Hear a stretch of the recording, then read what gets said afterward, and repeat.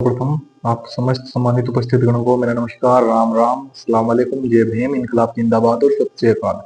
साथियों, मैं अभिषेक चौधरी आप सभी के समक्ष उपस्थित हूँ और आज का जो विषय है काफी गंभीर विषय है। मैं मुख्यतः सहारनपुर और हरिद्वार जिले की बात करूंगा, विशेषकर गुर्जर समाज की, कि जहां पर हम लोग अन्य कुप्रथाओं का अंत कर रहे हैं, समाज में सुधार कर रहे हैं, सुधार की ओर चल रहे हैं कि भाई दहेज मुक्त विवाह होगा। बहुत अच्छी बात है, सराहनीय कार्य है।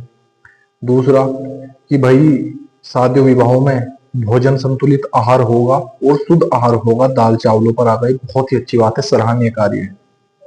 तीसरा, तेरहवीं भोज पर हम लोग बिल्कुल लगभग प्रतिबंध लगा चुके हैं, ये बहुत अच्छी बात है, बहुत बेहतरीन बात है।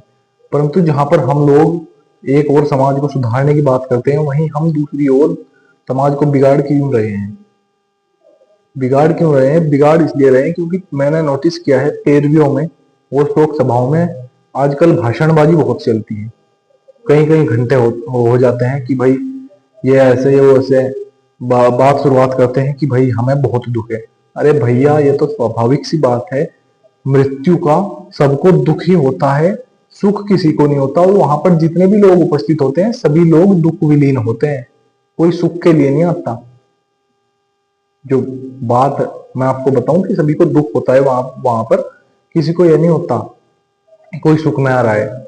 दूसरी बात कि आप लोग फिर भाषण देकर ऐसे भागते हो जैसे गधे के सर से सींग भाग गए, कि भाई जैसे हमारी फ्लाइट है और एकदम भागो या कोई पकड़कर बिठा लेना हमें। किसी का तो कहना नहीं, पर लगभग 97% लोग जो भाषणबाजी देते हैं वो भाषणबाजी करने के बाद एक सेकंड नहीं रुकना चाहते।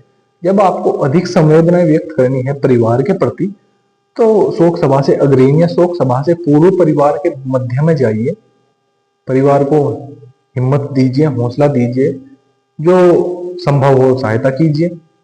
यह एक सभ्य तरीका है संवेदना व्यक्त करने का, और ये एक असभ्य तरीका है।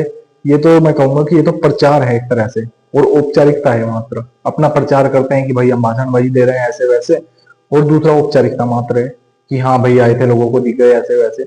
जब करना है तो वास्तविकता में कीजिए ना, ये दिखावा किस लिए महोदय? वहां पर लोग और भी होते हैं, समय सीमित रहता है, आप लोग अपनी कहते रहते हैं, भूल जाते हैं सब कुछ।